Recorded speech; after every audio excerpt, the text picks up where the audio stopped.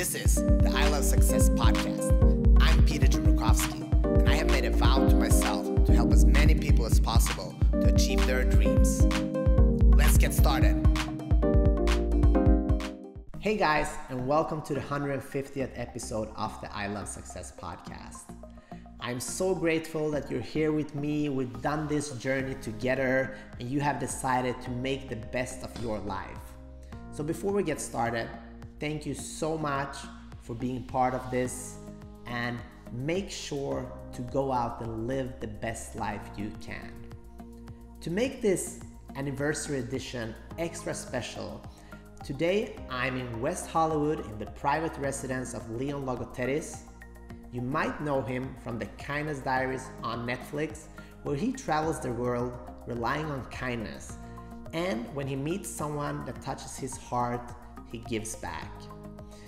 Leon was once broken and in pain, but through traveling and helping others with kindness, he has healed his heart. And just to see this man and hear his journey is incredible. So kick back, relax, and enjoy the show. Welcome, Leon, to the I Love Success podcast. Thank you for having me.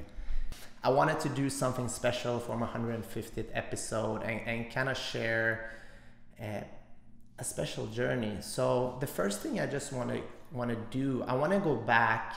I know a lot of times you had lunch in the library when you were a kid by yourself.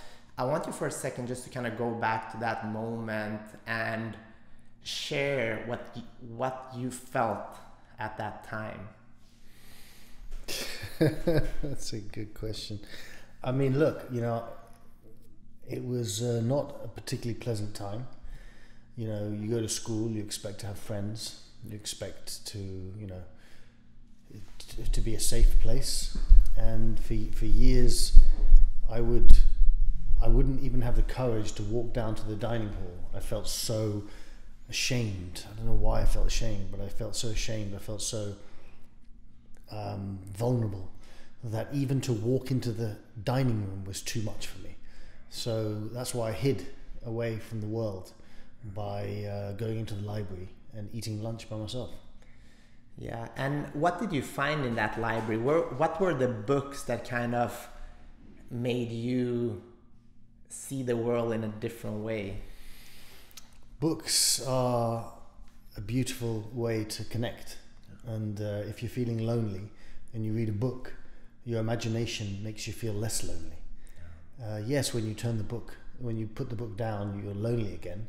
But in those moments, you feel connected. And that was why I think I ended up in the library. Yeah. Because it was just a beautiful place to get my imagination running. Yeah. And I learned that even some of the teachers bullied you at this time. Like, how did that feel? And what do you want to tell other kids that are in the same situation? I was bullied myself, and sometimes you don't understand why, and it hurts so much. But first of all, why do you think teachers do that and kids? And like, what do you want to say to those kids? Yeah, I would say teachers bully because they're on a power trip and because they're suffering in their own life, and they take out their pain and their aggression and their anger on the defenseless children. That's what I would say why teachers bully. And to those kids who are being bullied or suffering in any way, shape or form, I would tell them that there's hope, and really all they need to get out of that hole that they're in is to connect with one human being. And if they can connect with one human being, if they can find one person who's safe, then everything can change. And sometimes you'd think it's not easy, but if you can have that one person, you can share your pain with them. And by sharing your pain, you free yourself. For years, I never shared my pain. I never told anyone what was going on. And when I started to share it, things changed. So I would tell that kid, first of all, I'd say to them, I see you. So I would be that person, that they felt loved by.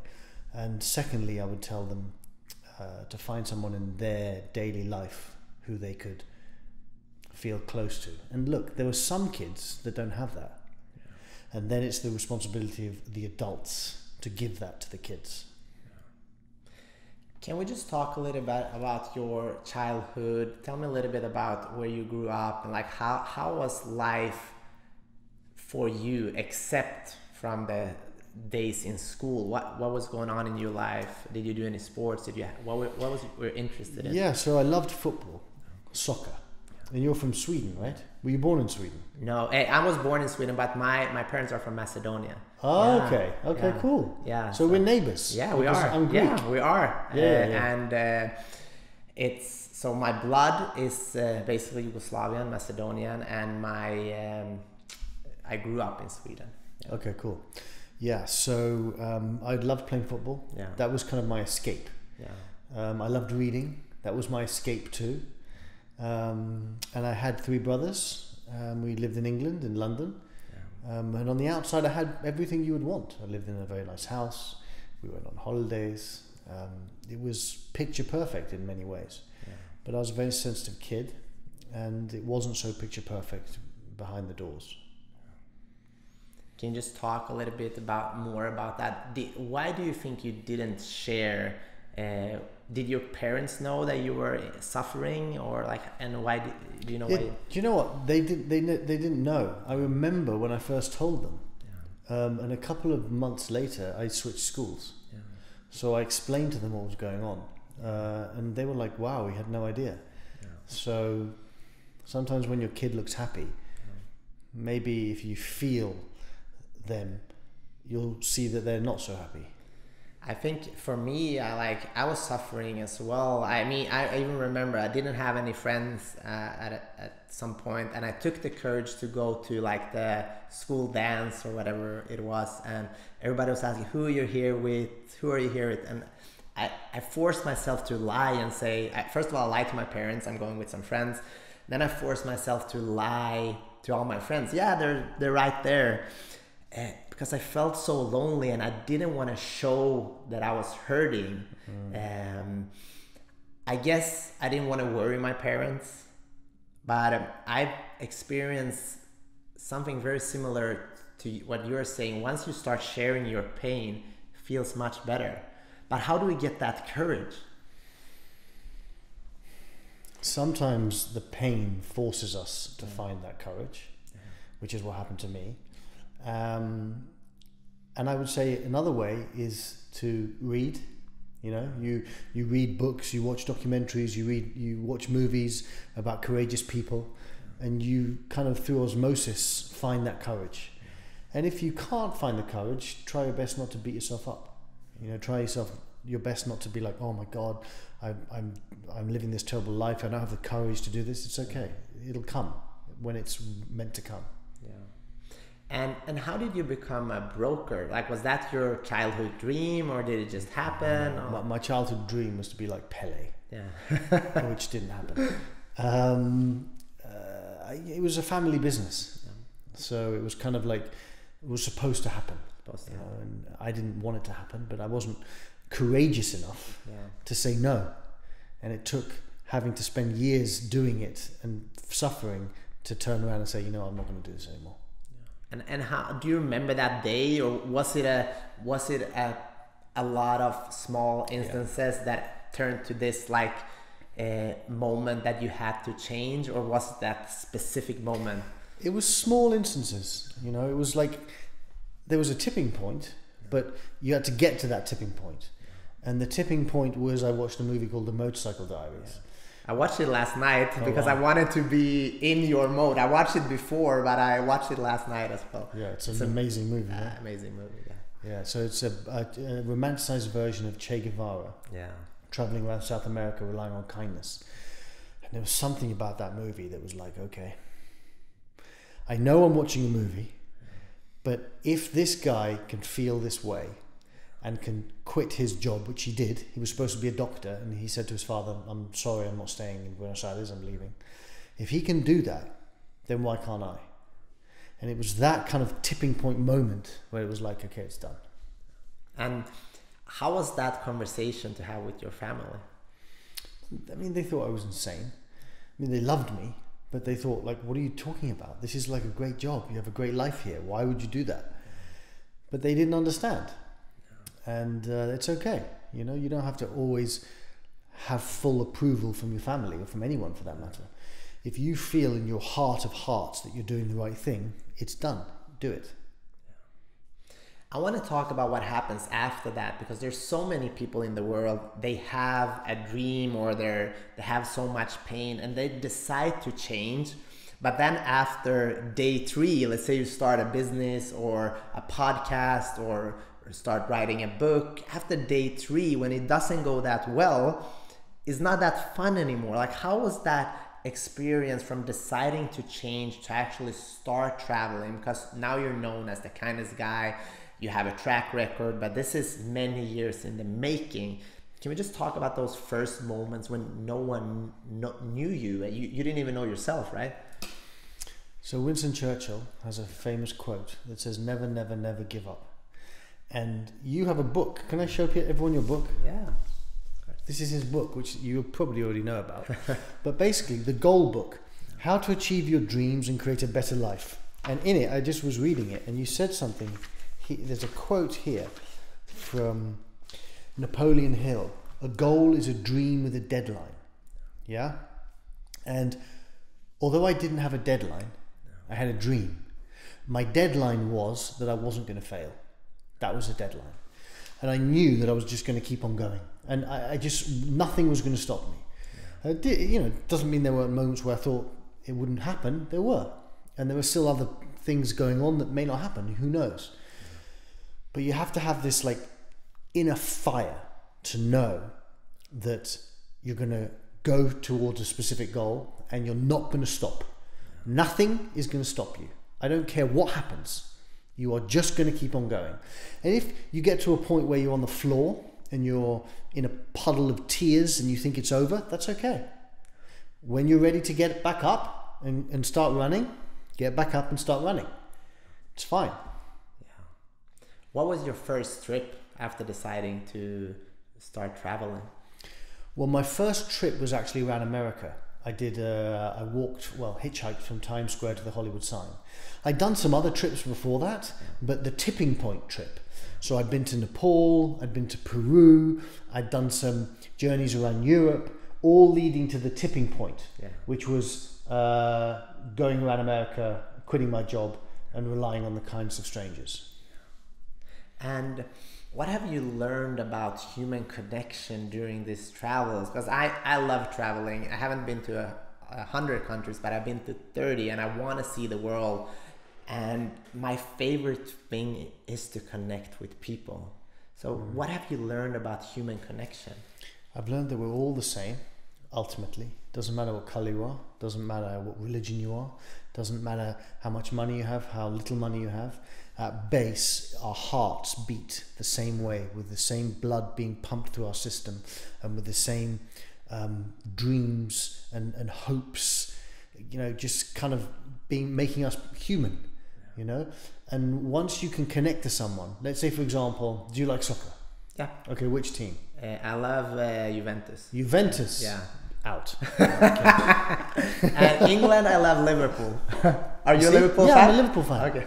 So that's it. Yeah. Immediately, me and you are connected. Yeah. We could talk about Liverpool all day. Yeah. So all it took was me asking you one question to connect.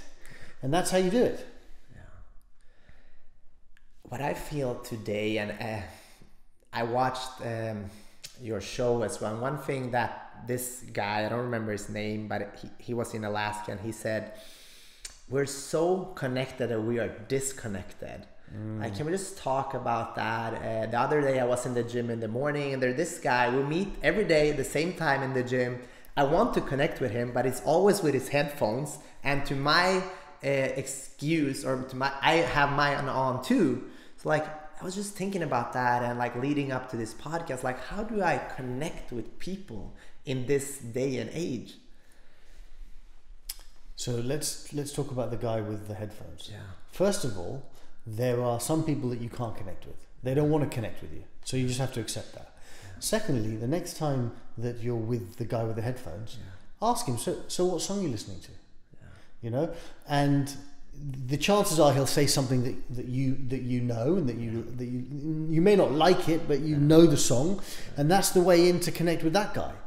You know, and you start connecting through whatever it takes to connect. It sometimes only takes just one small thing. Yeah. And what's your opinion about, I was walking the other day and a dog was barking really loud towards me, and I got a little bit frightened, even though I'm a fighter. And the owner said he doesn't like strangers. And I just thought about that for a second. Like, we are strangers, but we are connecting. Like, we're all strangers if we want to see it that way. Like, how do we shift that mindset where we're afraid of connecting, which many people are? It goes back to what I just said. Everyone is the same. Everyone just wants to be seen. If you can connect to someone not from here, but from here, it's done. Like, if we were to do this conversation from here, it wouldn't be a very good conversation. But clearly we're doing it from a lower place. We're doing it from our hearts. And therefore the connection is easier to sustain and easier to spark. Yeah. One thing that I thought a lot about myself, the country I'm from originally is a very poor country, right? And I see so much joy in the people. And they don't have nothing. And when I watched your show, it just emphasized that. Like, I've been sitting at dinners and they literally have one piece of bread and they'll share it with me, and it just got more and more emphasized in your show. Why do you think the people that have the least give the most? Or is that even true? Yeah, no, I mean, on many levels I think it is true. I've experienced that a lot. That doesn't mean that people with a lot don't give. They do. Yes. But most people, you know, there are quite a few people with a lot that don't give. Yeah. And I think the people with little, they have a sense of community. They need each other. So their everyday life is connecting with each other because it's a need. The more money you have, the less you need other people. So you don't need to connect.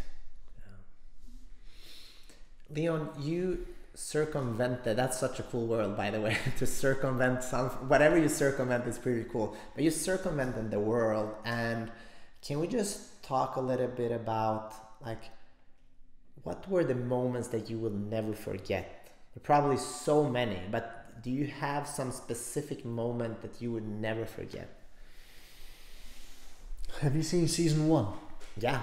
Okay, so season 1, for those who don't know, I took a vintage yellow motorbike with a sidecar called Kindness 1, and I drove from LA all the way around the world back to LA, relying on kindness. And I would ask people, I would have no money, no food, no gas, no place to stay, nothing.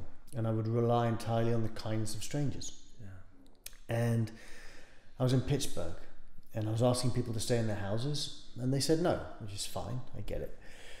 So I went to this park, and I was walking around, and I saw this guy, and I went up to him, started talking to him, you know, connecting. And I said to him, can I stay in your house tonight? And he says, look, I'm really sorry, but I'm homeless. Just asked a homeless man to stay in his house. I'm about to walk off, but he does something really quite beautiful. And he says, do you know what? If you want, you can stay with me tonight. I'll feed you, I'll protect you, and I'll give you some clothes. And that is exactly what happened. I ended up sleeping on the streets of Pittsburgh for one night with Tony, who was an amazing man. You know, he had nothing. He had one bag which he hid in the bushes so people didn't steal it. And I stayed the night with him, and it was just a life-changing experience because he taught me that kindness is free. It doesn't matter what you have. You get to choose how you want to behave. You get to choose how you want to show up. And he also taught me that kindness, that true wealth is not in our wallets, but it's in our hearts. And there was a perfect individual who just epitomized all of that. Yeah, it's incredible. I saw that show, and it seems like how is he doing now? It's good. So at the end of each episode, as you know, we give an unsuspecting Good Samaritan a life-changing gift. And I was able to put him up in an apartment and send him back to school. He wanted to be a chef. So we did, you know, so he's not homeless anymore. He's not working as a chef, but he is working. And it's beautiful. I speak to him every day. In fact, I spoke to him today. How does that feel for you to be able to be part of such an incredible movement of helping people? How does it feel when you help someone? Amazing. Yeah. Well, that's exactly how it feels. It's like a beautiful gift to be able to be of service. It's actually magic. I'm gonna do it because I did the first challenge yesterday, and I wrote down, see if I can find it, what kindness is for me. And kindness, what I wrote down is that kindness is magic. It is. That's really what I feel. And to be honest, I stole it from a t-shirt I saw in a yoga studio. But I think it's magical, right? Because it doesn't cost you anything, but it gives you so much. How do we, I feel like a lot of people are afraid of being kind because they are afraid to be taken advantage of. Like, what do you want to say to those people that live in that kind of scarcity mindset? I would tell them the story of Muhammad Ali. Muhammad Ali was a man of service. Muhammad Ali was a man of love. Muhammad Ali was a kind man. Would you mess with Muhammad Ali? No. No. So the point is, you can be vulnerable and you can be strong. You can be vulnerable and you can have boundaries. So I understand people's fear of being crushed with their kindness. But if you go out in the world like this without protection, then maybe you will be crushed. But Muhammad Ali went out into the world like this, but he had protection, and that was his strength. Have you healed your pain now, Leon? That's a good question. I mean, look, I've healed a lot of it. Yeah. Have I healed all of it? No, I haven't. It's pain, specifically when you suffer trauma. It doesn't just go away like that. It takes time to fix, to heal, to recover from. But I would say mostly, but there are clearly moments where I have not. And do you think traveling was that helped you heal, or was it the human connect? Like how? It was both. Yeah. Traveling is the school of life. Yeah. You go out into the world and you connect. You go out into the world and you learn things that you could never learn at home. You go out into the world and let's say the news tells you that, I'm exaggerating to make a point, that all Muslims are terrorists. Yeah. You go to Egypt and they are unbelievably lovely. You go to Oman and they invite you into their homes. You know? You go to Palestine and they're kind. Yes, there are bad people everywhere. But travel breaks down barriers, brings down walls. So don't be like, oh my God, I heard Leon speak on this podcast and he told me that everyone was kind, so I'm going to go to a war-torn area. Don't be silly. Yeah, be clever.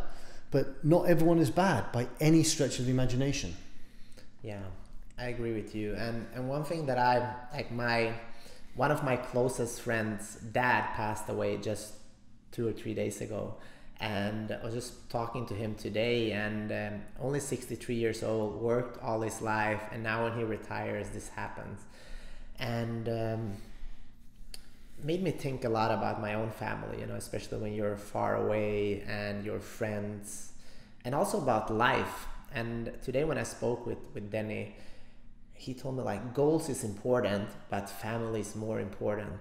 And he's a guy, he was a world medalist wrestler, he's always been very goal oriented. He's like, I'm gonna start rethinking a little bit of my life. Like, how do you see that? How important is it to have dreams and goals, and how important is to just kind of like focus on family, or how does that tie in? Well, look, some of your dreams may be linked to your family. Some of your dreams may be to have a good connection with your family. Some of your dreams may be materialistic, whatever. It depends on what your goals are. But to have a good relationship with your family is clearly an important part of life. Yeah, I agree. But at the same time, how come a lot of people neglect it without even wanting to neglect it, because they're chasing something that they don't even know that they really want? Because when you turn on the television, it tells you that to be cool, you need to have a big house. To be cool, you need to have a cool car. And in order to have a cool car, you need to make money. And in order to make money, you need to spend hours sitting behind a desk or doing whatever you do. And when you do that, you're not with your family. Yeah.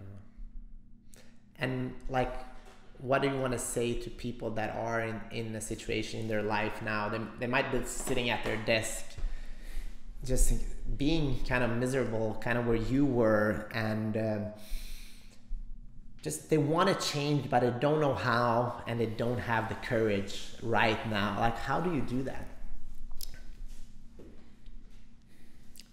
Think about being on your deathbed at 91 years old and looking back in your life and saying, oh my God, I didn't live, and now I'm about to die. That's not going to be a happy place. And then think about being on your deathbed at 91 and having lived 50 lives, 60 lives. You're going to be like, okay. One of my dreams is that if God wills it and I end up dying in my bed when I'm 90, to be like, it's done, it's good. I lived many lives. I don't need to keep going. And most people can never say that. Yeah. You know? What do you want to do now? You've seen the world, you've been to so many countries, you have this kind of amazing life mission. Where do you see this going in the next 5-10 years? Look, just to continue doing what I'm doing, continue building the platform, continue inspiring people, continue touching people's lives in a beautiful way, and also continuing to learn myself. Because when I guide someone or when I touch someone's life beautifully, it's really a win-win, because I learn about myself. Like, I give a lot of school speeches. And I go into these schools and I give these speeches, and hopefully they get something out of it. I think they do, but I get something out of it too. And it's like a win-win. Yeah, I teach and help kids in karate, and there's nothing more rewarding. And as a matter of fact, my father is my sensei and my coach, and he have taught so many kids. And almost every week, someone will call him or send him a letter, just kind of talk and say, thank you, not for teaching me how to punch and kick, but teach me about life, to have a good life, and that's amazing. And I love what you are doing. So I want to go into a little bit more about, like, what do you do to feel good about yourself? Do you have any specific routines that you use every day that is helpful? Yeah, I mean, I meditate every day. I try my best to be in gratitude every day. Doesn't always work, but when I do get into gratitude, that energy of gratitude, everything changes. Like, it's easy to be like, oh, my life is terrible, this is happening, that is happening, and then the moment you start saying to yourself, well, what are you grateful for? It's like, oh, okay, I'm grateful for this, and this, and everything shifts. It's like an energetic dam bursts and everything works out. I mean, it may not stay like that 10 minutes later, but in that moment, everything is in a beautiful way. It does. And I actually thought about one thing when you said that. I read a couple of Paulo Coelho's books, and in one of the books, he was talking about, like, when you feel bad, look up to the sky, because your problem is right here, like right in your face. But once you look up and realize, like, this is just a very small part of the world. Imagine what's going on. Like, look up to the sky, and it changes your whole perspective. What else do you do that's important to you and your life? I mean, look, I travel. Traveling is a healer in many ways. I actually have a little Vespa. Yeah. So my Vespa is like a meditation. Yeah. So I go on like mini adventures, because when you're on a Vespa, you have to be fully present. Because if someone goes through a red light, it doesn't matter that they're in the wrong, you're the one who's going to die. So you have to be fully present, and it's like a moving meditation. Yeah. It's like you're in mindfulness whilst you're on the Vespa. Music as well. I have a little trick where I listen to certain songs on repeat. So let's say a cool song, Yellow from Coldplay. I'm in the mood to listen to Yellow, and it kind of calms me down, and I'll listen to it for 1 hour, and I'll get into a meditative state. Wow. When you were saying the thing with the Vespa, it reminds me a lot about fighting in martial arts. you can't think about anything else because you're in that kind of survival mode or like, and it's an amazing feeling to be present. And it's so hard though. Like, how do we practice being present? That is the $1 million question. Yeah, right. It's, to me, and I'm not a spiritual teacher, but to me, it's a conscious choice to be present. Like, I can consciously choose to be present with you here 100%. Okay? And as I was saying that, I think you felt the level of my presence increase. Okay? Which means that prior to that, I wasn't as present as I am now. Yeah? So we've been doing this interview. I've been present, but I haven't been as present as I am now, which means there's still more to do. So really it's a conscious thing. It's like a conscious thing. Okay, I'm going to be present with you right now. I'm going to be here with you. And the feeling that I get, which I sense you have as well, is for me, it's like I'm in a meditation. And for you, it's like right now in this moment, we're in a meditation. It's just like we're in a communal meditation. No, I totally agree with you, Leon, because that's why I love doing this. Because I can't do anything else. The phones are off. I need to listen without thinking about responding, which is the first thing, because I want to have a great conversation, right? I have a plan. It never works out. I don't want it to work out. And I want to have deep, raw, and honest conversations. And that's why it's so sometimes tricky to have amazing people like yourself, because you've done this so many times. And sometimes it comes on autopilot, right? Because you know all of this from all your lectures. And my job to do this really well is to kind of dig deeper and find out the answers in yourself and discovering that together with you. I want to talk about something that's important to me. I call this the I Love Success podcast, but what I really want to do is redefine success. So I'm curious, what is your definition about success? Success is living a full and adventurous life whilst loving with every fiber of your being and knowing that you can't do it perfectly.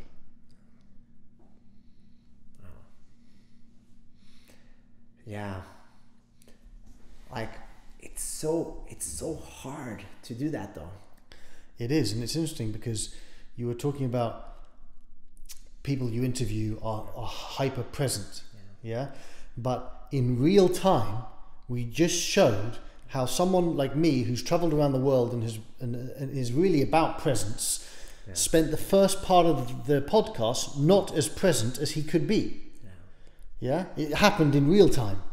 So I think the gurus may be present all the time, but for us mere mortals to be present all the time is not impossible. But it takes a lot of energy, takes a lot of work to get to that place. And maybe there comes a point where it doesn't take any energy anymore. Yeah? Like the gurus. They're not, or the really wise people, they're not putting energy to be present. But for us, who aren't gurus and are taking off layers of, stuff that has been put on us as kids, it takes energy to pop out of that place of no presence to presence. Yeah, I agree with you. And I think I'm a person that lives a lot of times in the present, but I also realize that I have so much more to learn, and that's why I'm so grateful that I get to share people's journeys just like yourself. I'm curious, if we had a time machine right here and right now, me and you can go on an adventure anywhere in the universe. Where would we go? What would we eat? What would we do? Is it forward or back? You can go anywhere you want. I'd have to go space travel. Yeah. Travel in space. Where would we go? Well, I mean, if we don't destroy ourselves as a race, humanity, let's say, as a species, maybe in 1,000 years we'll be living in galaxies that we don't even know exist now. Yeah. But in the past, I think maybe Rome. Yeah. That'd be pretty cool. That'd be cool. Yeah. Would we fight in the Colosseum? I wouldn't fight you because you No, win. We would fight together. We would be a team. And I'm curious, Leon, what is in your diary? Like, what do you write about when you write diaries? In my journal. In your journal, yeah. It depends, but I've used journals to write about pain. Yeah. I've used journals to share. Sometimes you don't even need to share with another human being. Yeah. You can share in a journal and let it all out. Yeah. So, you know, I've dedicated much of my life to becoming better. And now it's about inspiring others to be better. Yeah. So that's what I write in my journals. I write my feelings, my hopes, my wishes, my fears, my pain. Is that something you would recommend to others? 100%. Definitely. You should let it out. Have a journal and just write. No one's going to see it. Write whatever you want. Yeah, they did some research, and like, not to generalize, but women are more likely to journal, and guys and men, a lot of times they don't journal, and they ask them why. Said they were afraid that someone will find it. which I've had those fears myself, to be honest. I'm working on that, but like, what do you want to say about that? Look, you can't live your life in fear. Yeah. And if it means sharing your pain every day in a journal in a safe way, it will mean to live a better life. What are the odds that someone finds it? Yeah. Put it in a vault. Put it in hide it somewhere. Yeah. Just don't allow that small fear. The chances of that happening are practically nil. Yeah. No, I agree. And I think it all aligns with something that I've noticed a lot in my life. And that is when you are the same person on the inside and the outside. And when those align, you're the most happy. Do you agree on that? 100%. I mean, we wear a mask, right? And that mask tells the world, oh, I'm fine. Yeah. But we're not fine. Yeah. Or the mask tells the world, oh, I'm happy. Or, you know, I'm this or I'm that. Or I'm cool. But most of the time, we don't feel we're cool. Yeah. So what you show on the outside should be a reflection of the inside. That doesn't mean that you have to share everything with everyone. Yeah? I mean, that's abusive in itself. You have to keep certain things to yourself. Yeah, you do have to protect yourself, but also be open. I had such a huge fear of letting someone into my life, and that's why I didn't share a lot with people, and it was heartbreaking. Once I started to share and be open and be okay that my heart might be broken, everything shifted for me. Have you had that? Like, how open are you to get people into your life? Have you had that fear of being hurt? Absolutely. And although I'm open, there are times when I'm not. Like, you have to protect yourself to a certain degree. There are people that are dangerous, and I'm not just talking physically dangerous. I'm talking psychologically and emotionally dangerous, and you have to be careful. You can't just, like I said, just live like this all the time. You can, as long as you're protected in some way. Yeah. Because if you don't protect yourself, people can take advantage of you. Yeah. Leon, you talked about, like, I love the definition you have of kindness, that is helping someone feel less alone, right? Is that correct? How did you find that out? Like, how was that kind of Leon research? Like, I mean, it's just life. It's my life, you know. I used to feel alone, very alone. And when someone was kind to me, I would feel less alone. That's literally all it was. It was living. It was experiences I had. It was my travels. It was all these things. It was just came up with it one day. I was like, oh, when someone's kind to me and I'm alone, I feel better. So therefore, all you have to do to make someone feel less alone is to be kind. That's it. It's brilliant, and I think that's why so many people have been touched by your story. And the reason we are sitting here today is because of my father, actually, because he said you have to watch this show called the Kindness Diaries. And he said that this is a guy, he's in Los Angeles, you should have him on your podcast. So I started watching the Kindness Diaries. Then I found the first season on Prime as well, watched that, and I was like, I want to connect with you. And I'm so glad that we did that, and we had the chance to meet here today to talk. And I want to talk about something that I've learned, because this is like the 150th episode that I am doing, and it's kind of my own research in success and happiness. And what I've learned from most people that I've met world medalists, I've met actors, musicians, people that are high level successful in their field. And many of those people actually did that to feel less alone, to feel significant. And people would do crazy shit to feel seen. That's I had goosebumps when you said that, because that's another bit of proof that we're the same. It doesn't matter if you're a famous person, you still feel alone. It doesn't matter if you're a homeless person, you still feel alone, and everything in between. And what a beautiful way to administer medicine by simply being present for someone else. Because that sometimes parents come, I mean, I don't have any kids, but sometimes parents come up to me and they say, oh, my kid's being bullied, my kid's really sad, what should I do? And I tell them, what you need to do is to love them, is to see them, is to be present for them. That's the greatest gift you can give them. And, who am I to tell a parent how to look after a kid? But it's just the same. It's like, it's universal. It's universal. That's the way I see it. And I see it that way because I've felt it. I've experienced it. And so have you. And I'm sure so has everyone who's watching this, listening to this. They've experienced feeling alone. They've experienced pain. There isn't a single human being that's ever lived who hasn't had some type of pain. And we have to learn how to deal with that pain. You can't just shut it out and say, oh, I'm not going to deal with it. No, you have to face it.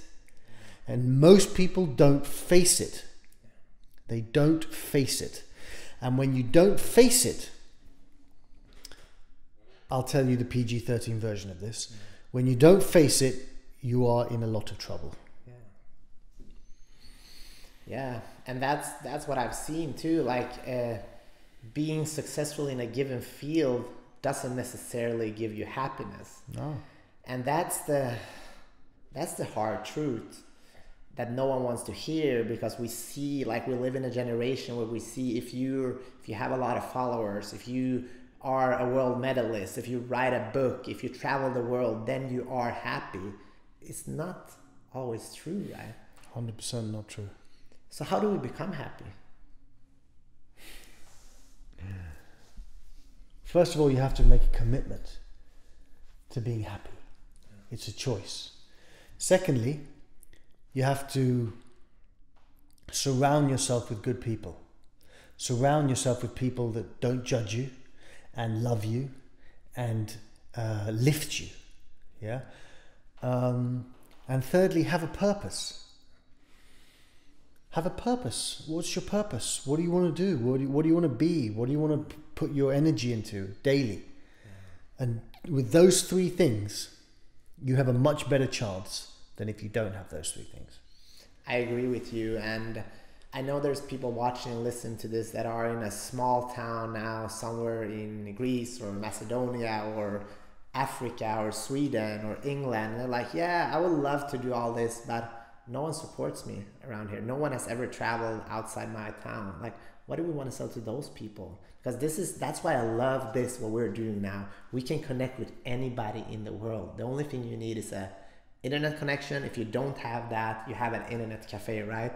Which most people have access to. So what do we want to tell those people that are not in Los Angeles or New York? Or I would tell them the story of Mandela. Mandela didn't grow up with much, and look what he did with his life. Where there is a will, there is a way. I know it's a cliche, but if you truly commit to going out into the world and making something of yourself, it will happen. If you just like half-heartedly commit, it's not going to happen. You have to commit with every fiber of your being to go out and do something magnificent, and take little baby steps. You know, if you're in a little small town somewhere and you feel like you're trapped, every Saturday, drive to the biggest town that's nearest to you and spend the day there. Yeah? And go to a bookshop and read a book, or a library and read a book about success. And do that once a week until you're doing it every day, until you're living it, until you are it. Yeah, the mind, like, it's so crazy how we can change the mind. It's almost like going to the gym. And when we're sitting here, I'm kind of reflecting on all these incredible conversations I've had with people. I met a woman who survived 9/11. I met a woman who fell out. She's called the woman who fell out from the sky. She survived a helicopter crash. And these people, like, they found a way back to being happy again. Leon, I'm curious, what is on your calendar for Kindness Diaries? Will we see a new season? Or? Yeah, we're working on doing a season 3, which will be Scotland to Singapore, which is quite a long journey. And we just came back from doing a documentary in India, which will be coming out next year. And there's quite a lot of stuff happening. But really, I also like doing these kind of things because I get to learn about myself. Like, as I'm sharing things with you, because you're asking me questions, like, one of the things I said earlier was, you just got to share your pain, share your pain, share your pain. I always tell people to share their pain. And there's something going on with me where there's maybe been a little bit of a blind spot where I'm like, oh, maybe I haven't actually truly allowed myself to share that pain. And I think it's true. I haven't. And that's why sometimes all it takes is 2 human beings connecting to heal. Yeah. And if you want to share something with us here today, feel free. No, I don't think I'm going to do that. And we can always come back. Don't worry. Who would be like Kindness 3? Do you have a Yellow Submarine? A yellow submarine? No, I'm joking. I don't know yet. Probably Kindness 2. I mean, you saw Kindness 2. Yeah, I saw Kindness 2, which was pretty cool. Maybe we can take a picture after. Sure. So, what do you want? I want to go really deep with you and kind of do something kind of hard if you're down. I want you to, like, kind of imagine your own funeral, and what do you want people to say about you at that moment? He loved with everything he had, and he lived a beautiful life, inspiring, and touched many lives with his heart wide open. Something like that. Yeah. Are you afraid of dying? Do you know what? I used to be afraid of dying. I'm much less afraid of dying. You know, much less. I don't know, I had this weird out-of-body experience about a year ago that made me realize that we're not just this body. There's something deeper, something far more magnificent. And I had to have the experience myself to actually, you know, shift the way I thought about death. Was that ayahuasca or? No. It wasn't ayahuasca. It was just like an out-of-body experience. It wasn't on any drugs. It was a weird thing that happened. How did you come to that state? Honestly, I was just sitting in the back of my car and I was a bit tired. I was lying down, just taking a nap before a speech. And I woke up, I was 100% awake. And that's when it happened. Yeah. So it just happened. It was this quite extraordinary thing that showed me that there's far more than just this. Yeah, that's incredible. I don't fear death for myself, but I fear people I love die. I fear that a lot, actually. Especially now when you see like one of my best friend's dad passed away. That's very fearful for me. But my own life, I live, like I try to see myself as a samurai in a way. Like every day when you wake up, you know, this is one day, one lifetime. This tomorrow is not the truth. We don't know about that. We know that what the samurais do? Yeah. They lived as if one day was a whole lifetime. Yeah. So the samurai, what they will do every morning, they'll shave, put their kimono on, kiss their family, because when they went out to battle, they didn't know if they were coming back. Which is a kind of, in a way, maybe rough way of thinking about it, but it is also not avoiding the reality that we all gotta die, right? Which we can't fight that.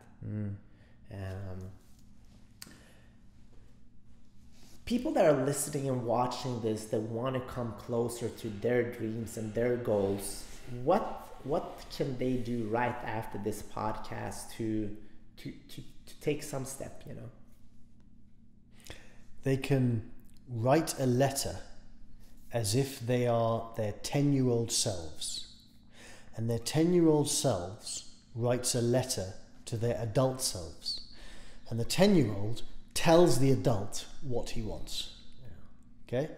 So it's like your 10-year-old self sitting right there, telling you what he wants, but in written form. You will have many, many answers from that little kid, who's a wise little kid. Wow. That's a cool thing to do. What else do you want to share with our audience before I let you go here today? Is there anything specific when it comes to, because I know in your book, and you talk about this in your show as well, like if you change one person's life, you can change the world. Yeah. So can you just talk a little bit, like what, we want more people on your movement. Obviously, I'm a big fan and I think what you're doing is great, and I'm working every day to increase my kindness as well.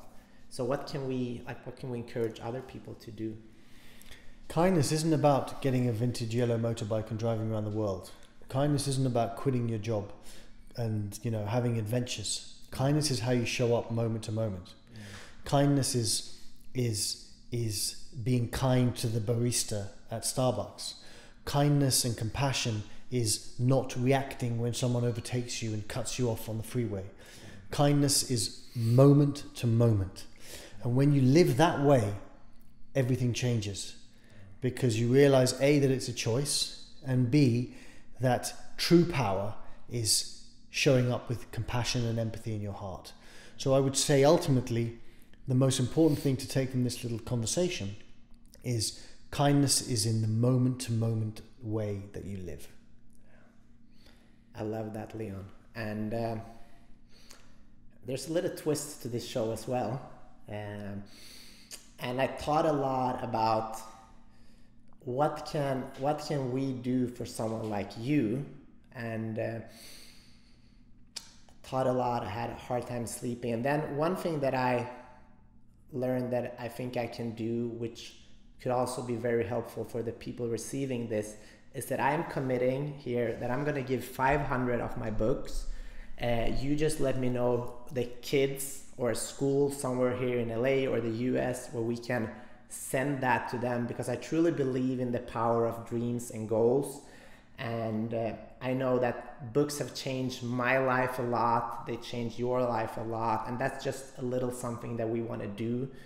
So meditate on that and just let us know where you want us to do that. That's amazing. Yeah. I'd love that. Yeah. That's really cool. Yeah.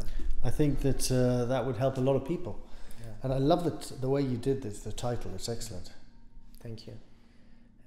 I love it, definitely. Yeah. Send me an email and I'll make sure it Yeah. happens. Of course. And Leon, thank you so much for your time. You invited us to your private house. I know you are a very busy man. This means the world to me and the people that are listening.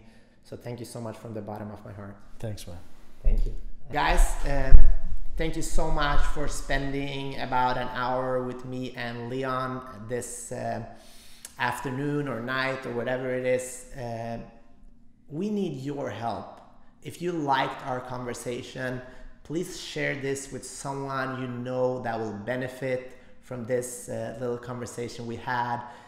If you want more tools, check out Leon's website. There's a link here. Read his book, watch the Kindness Diaries. And if you want to learn more about I Love Success, go to ilovesuccess.co. We have a whole bunch of conversations just like this. This is episode 150, so you can learn. This is all for free. We're giving this away to you. The only thing we ask in return is that you do the best you can to live a good life, a full life, that you're kind, that you're loving, and that you take those small little risks to live your life. Thank you so much.